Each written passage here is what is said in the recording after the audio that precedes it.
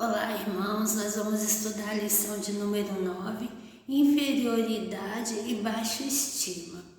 Para começo de conversa, nossa lição ela traz a seguinte indagação: somos o que pensamos? Em grande parte, sim. A Bíblia afirma que o coração, isto é, a nossa mente, é parte do nosso ser que deve ser guardada com mais cuidado. Provérbios capítulo 4, versículo 23. Vai dizer que de tudo que se deve guardar, guarde seu coração, porque dele procedem as fontes da vida. Quando pensamos em relacionamentos, não podemos separar as três áreas que devemos cuidar e que influenciam umas às outras e que são meu relacionamento com Deus, com o próximo e também comigo mesmo. Como salvos em Cristo, precisamos aprender a nos ver como novas criaturas, valiosas para Deus e também capazes e dignas do seu amor. Não podemos nos esquecer de que somos pecadores, de que temos que deixar o egoísmo, mas também, por outro lado, reconhecermos que somos remidos pela graça de Deus e que compomos o corpo de Cristo, que se torna um grande privilégio. Aceitarmos-nos como seus filhos nos ajuda a ver-nos com a ótica de Deus. O relato da criação do homem é o primeiro texto bíblico que precisamos examinar. Gênesis capítulo 1, versículo 27, que vai dizer que Deus criou o homem à sua imagem e semelhança. E anteriormente, as outras obras da criação, nós sabemos que foram criadas pelo poder da palavra de Deus. E nesse versículo em especial, quando diz que o homem foi criado à imagem e semelhança de Deus, a narrativa da criação do homem, formado do pó da terra, e depois a criação da mulher, que foi criada da costela de Adão. Então nós vemos tanto o homem quanto a mulher sendo criados de forma específica e de forma também artesanal, pelas mãos do próprio Criador. Então esse texto, conforme diz aqui nessa parte introdutória da nossa lição, se nós tivéssemos apenas esse texto, ele já bastaria para nós nos vermos como seres especiais, pessoas que são valorizadas pelo próprio Deus. E um Deus também que cuidou de nós na criação, que nos formou e continua cuidando de nós nessa vida e quer cuidar de nós por toda a eternidade. Então esse seria um texto muito bom e muito interessante para que nós possamos nos olhar sob a ótica do Senhor Deus, que nos criou, nos formou de modo especial, de modo a valorizar cada um de nós. Seguindo então, neste texto de Gênesis está escrito que fomos feitos à imagem de Deus. Se tivéssemos apenas esse texto nas Escrituras, já seria o suficiente para não desvalorizar nenhum ser humano, como eu acabei de dizer. E para começarmos o nosso assunto propriamente dito, a lição traz para nós, em primeiro lugar, o que a autoestima não é. Em primeiro lugar, a autoestima não é ter excessivo orgulho de quem eu sou. É uma pessoa cheia de si. Valorizar exageradamente minhas qualidades. Atentar contra a teologia da autonegação, quando Jesus disse que aquele que quer segui-lo deve negar cada dia sua cruz, a cada dia tomar sua cruz e segui-lo. Isso seria a teologia da autonegação. considerar-me o centro do mundo. É fato que somos especiais, como eu acabei de dizer, mas nenhum de nós é o centro do universo. Essas 4 atitudes, dentre outras, podem ser confundidas com autoestima elevada, se forem tomadas como verdadeiras. Realmente não estão adequadas para a vida do crente. A autoestima é um sentimento ligado à maneira como me vejo. Para o cristão, a autoestima está baseada no caminho de Deus revelado em sua palavra. Então aqui, o que Deus revela na sua palavra a respeito de mim.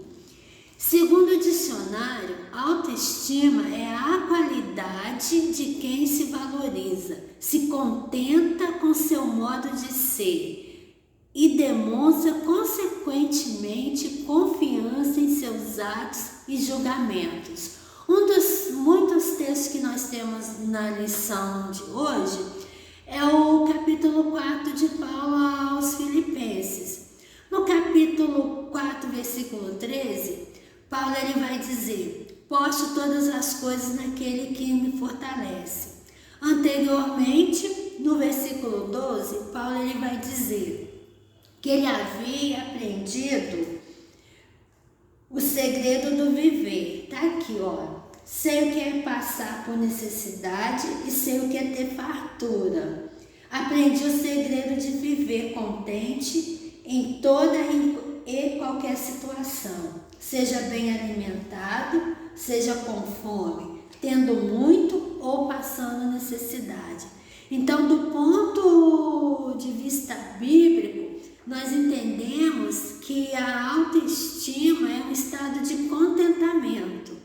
E esse estado de contentamento, ele vai independer do que eu possua ou deixe de possuir. Está aqui no texto, né?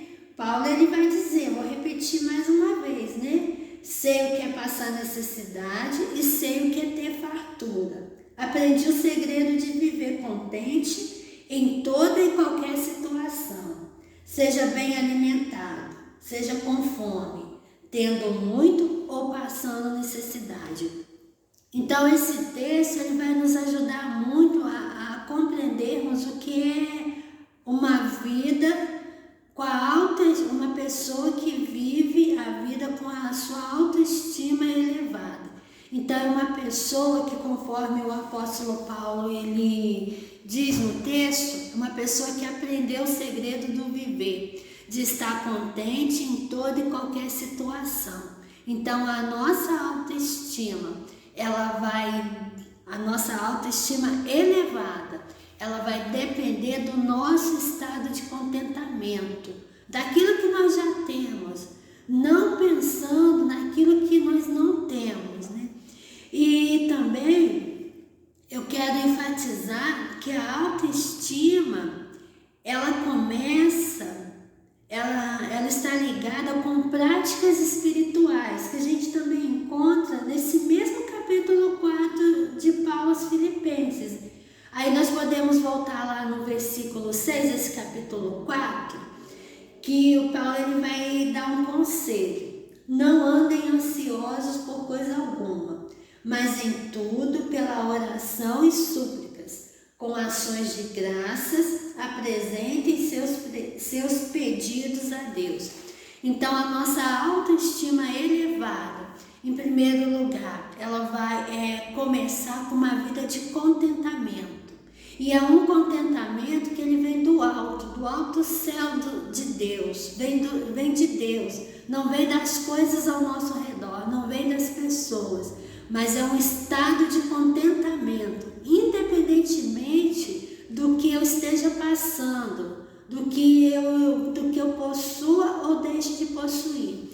E a autoestima elevada, ela vai começar com as práticas espirituais listadas aqui no capítulo 4 de Filipenses, versículo 6. O primeiro conselho é não andar ansioso por coisa alguma, mas em tudo pela oração, que tudo aquilo que nos causa preocupação preocupação, ansiedade, que nós possamos levar a Deus em oração, porque não há nada que nós não possamos levar a Deus em oração.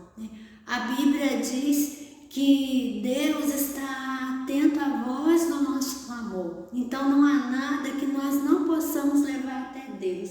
E uma terceira prática espiritual dentro desse versículo fala das ações de graça. A primeira prática espiritual é não andar ansioso por coisa alguma. A segunda prática é nós levarmos tudo a Deus através da oração, porque não há nada que nós não possamos levar até Deus através da oração. E em terceiro lugar, que é bem bacana também, é que nós devemos praticar as ações de graça, deixar a murmuração de lado e praticar as ações de graça, reconhecer tudo que Deus já fez por nós, todas as bênçãos, todos os milagres, e pensar no que Deus é e nos encher do Senhor. E com isso vem o contentamento, e assim nós vamos nos alegrando em Deus.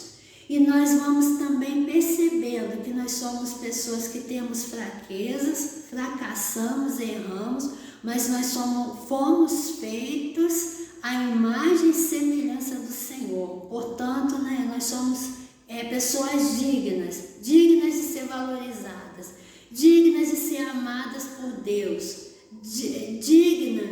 dignas de pertencer ao corpo de Cristo. Seguindo um pouquinho mais, o que é a autoestima e como lidar com ela. A chave para a autoestima é o equilíbrio. Toda vez que alguém se supervalorizar ou inferiorizar, sofrerá consequências indesejáveis na vida. Então aqui a nossa lição ela vai falar a respeito de um rei chamado Saul. Ele foi ungido rei pelo profeta Samuel, quando o povo de Israel pediu um rei para que os dirigisse.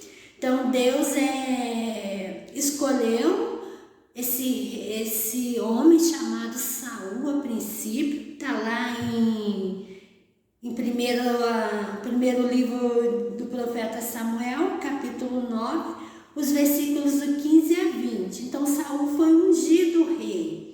Mas durante a cerimônia, quando foram procurar, ele estava escondido no meio da bagagem.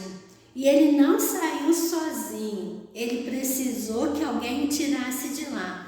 E se a gente for um pouquinho mais à frente, no versículo 22, Saul, ele vai no capítulo 9 mesmo, versículo 22, 21 e 22, Saul ele vai dizer o seguinte, que quem era ele? Quem era a família dele? A família dele ele era da tribo de Benjamim, e a família dele, ele quis dizer que a família dele não tinha tanta importância, que era uma família pequena. Então aqui a gente vê um sentimento de inferioridade, de uma autoestima baixa, de uma baixa autoestima. E aqui a revista traz para nós que a baixa estima pode parecer timidez, mas na verdade é incredulidade no que Deus pode fazer. Apesar do fato de no início Saul ter se sentido incapaz para tamanho encargo, a história mostra que o poder subiu-lhe à cabeça e seu fim foi triste. A trajetória de Saul mostra uma pessoa desequilibrada emocionalmente, insegura, com a baixa autoestima, ciumenta e invejosa. Então, quantos males uma pessoa que tem a sua autoestima baixa, ela pode causar para si mesma e para o outro, porque é muito triste conviver com uma pessoa ciumenta, invejosa e também desequilibrada emocionalmente. Deus, por meio de Paulo, ensina como devemos pensar a nosso respeito, Pensar com moderação, com equilíbrio. A palavra moderação, além da controle, traz também a ideia de equilíbrio, ou seja, a capacidade de manter sua identidade no meio das lutas ou das vitórias, sobre elogios ou críticas, em vantagem ou desvantagem. E aqui diz que para mantermos nossa autoestima equilibrada vai depender de lembrar sempre destes princípios bíblicos e agir de acordo com eles. Cada um deles combate uma das causas de desequilíbrio da autoestima. Então nós precisamos aprender a vencer o nosso orgulho e reconhecer que recebemos talentos de Deus. Ajuda-nos a equilibrar nossa visão a respeito de quem nós somos, né? Então nós precisamos, para manter o equilíbrio, reconhecer que tudo que nós temos, que tudo que nós somos, melhor dizendo, vem das mãos de Deus. Nada por nós mesmos, né? Mas tudo das mãos de Deus.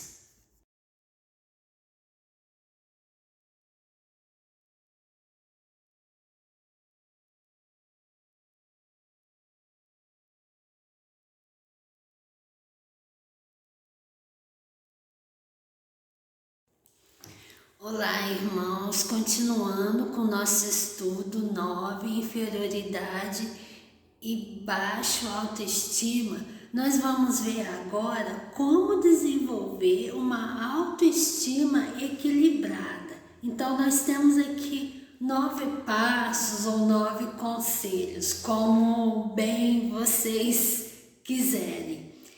Em primeiro lugar, conhecer o conceito bíblico de boa autoestima. 2.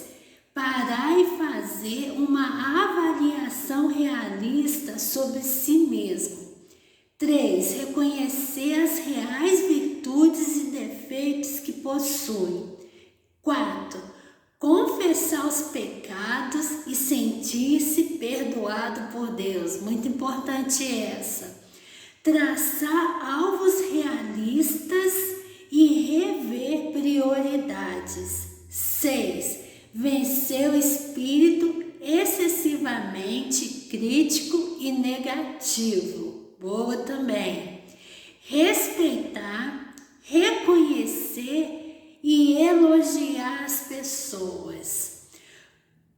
8. Cultivar amizades sinceras. 9. Viver de acordo com a vontade de Deus, né? Não tem nada melhor do que isso, viver de acordo com a vontade de Deus. Em terceiro lugar, caminhando para a finalização da nossa lição, como ajudar os outros com a sua autoestima. Aquele que for aconselhar uma pessoa com baixa autoestima não pode estar na mesma situação que ela. Sua visão de si mesmo deve ser equilibrada para que possa ajudar a outrem. Alguns passos concretos são importantes se quisermos ajudar efetivamente. Conceito bíblico. Apresentar o conceito bíblico de uma boa autoestima. Nós vimos na primeira parte desse vídeo, que é um estado de contentamento, as práticas espirituais, não andar ansiosos, levar tudo a Deus em oração e sempre ter em nossos corações, nossos lábios, as ações de graças. Então, esse seria alguns bons conceitos bíblicos de uma boa autoestima. Não são só esses, lógico, né? Autoavaliação. Tornar mais prático o processo de pensar moderadamente sobre si. Peça à pessoa que faça uma lista de aspectos que ela considera negativos e positivos em si mesma. Ajude a avaliar honestamente o que escreveu. Como eu ia ministrar essa lição, eu fiz essa listagem aqui. Aspectos negativos e positivos a respeito de mim mesmo. Não foi uma tarefa muito fácil, mas fiz, mas foi bacana. Aconselho vocês a fazerem. Perdão, também muito legal. Exercitar o perdão e também sentir-se perdoado. Sentir-se perdoado e exercitar o perdão. Então eu mudei um pouquinho a ordem aqui, mas na verdade é que quando nós nos sentimos perdoados por Deus, nós vamos exercitar o perdão e vice-versa. E aqui nós temos aquele versículo que é bem conhecido da maioria de nós, né? Que João nos ensina a respeito dos efeitos da confissão. 1 de João, capítulo 1, versículo 9, que vai dizer que se nós confessarmos os nossos pecados, Deus ele é fiel e justo para nos perdoar os pecados e nos purificar de toda injustiça, de todo pecado que nós temos praticado, de toda palavra dita que desagradou a Deus, que desagradou o próximo, de todo o mau sentimento, de toda essa ruína que vai no nosso coração. Então esse item aqui do perdão, ele é muito bacana, gostei muito dele. Ter paciência, já que os conceitos errados que alguém tem de si mesmo, tanto espirituais quanto emocionais, foram formados ao longo de muito tempo. Então isso aqui é muito interessante, irmãos, porque às vezes nós carregamos coisas que foi formado dentro de nós quando nós éramos ainda muito pequenos ainda, né? Então às vezes a gente chega à vida adulta carregando coisas negativas que veio lá da nossa infância, da nossa experiência de vida, né? Então somente Deus, somente o poder curador e purificador do Senhor Deus para nos limpar, tirar toda essa mazela, porque nós temos as mazelas, né? Isso é um fato. Mostrar atitudes práticas. Vencer o espírito excessivamente crítico e negativo. Às vezes, há pessoas que têm essa tendência, são excessivamente críticas e excessivamente negativas. Respeitar, reconhecer e elogiar as pessoas sem se sentir menos ou mais do que elas. Para que trabalhemos bem com uma pessoa, devemos respeitá-la e reconhecer seu valor. Então eu tenho ouvido e visto muito essa frase, né? Principalmente nas redes sociais, que quando nós elogiamos uma pessoa, nós não vamos perder nada, nós não vamos deixar de ganhar por elogiar, elogios sinceros, né? Lógico. Também diz que nós devemos aplicar os ensinamentos bíblicos em todos os setores da nossa vida, né? Então é a palavra de Deus sendo prática no nosso cotidiano. Cultivar amizades sinceras que possam ajudá-la em seu desenvolvimento, ajudá-la aqui, ajudar a pessoa, né? Em seu desenvolvimento. Pessoas que elogiam e criticam amorosamente. Quando necessário, ajudarão em seu desenvolvimento pessoal.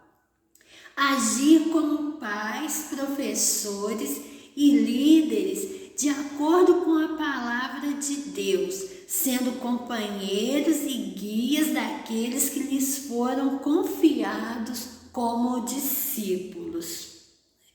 E aí nós temos uma parte final que vai dizer que a igreja não tem apenas o papel curativo, mas também o preventivo para muitos dos problemas humanos. É importante que no ministério de ensino da igreja haja o cuidado de incluir estudos no âmbito dos problemas psicológicos, desde que haja pessoas preparadas para tanto. Caso não haja, convidar irmãos qualificados nessa área. Vou voltar. Caso não haja, convidar irmãos qualificados nessa área. Ajudará a muitos. Então, que Deus assim nos abençoe e que nos ajude para que nós possamos ter uma autoestima elevada, mas que nós possamos pensar a respeito de nós mesmos de acordo com o que Deus pensa a nosso respeito, nem a mais nem a menos. Então vamos orar? Senhor, meu Deus e meu Pai, obrigada por esse estudo. É um estudo rápido, um estudo simples, mas que não deixa de ser profundo. E que o Senhor nos ajude, ó Pai, porque o segredo do viver, o segredo do nosso viver é viver contente, nos contentarmos no Senhor, no que o Senhor é e no que o Senhor já tem feito por nós. Todas as maravilhas que o Senhor tem operado, tudo que o Senhor já tem feito por nós. Que o Senhor abençoe cada pessoa nessa hora, que necessita ser levantado, que necessita ser curado, as dores da alma, as dores que ninguém vê, as dores, Senhor, que não podem ser sanadas com os medicamentos da farmácia, mas que só podem ser curadas pelo poder do Senhor, pelo poder curativo da Tua Palavra. Assim eu oro, meu Deus, em nome santo e nome bendito do Teu Filho amado Jesus Cristo. Amém. Que Deus assim nos abençoe.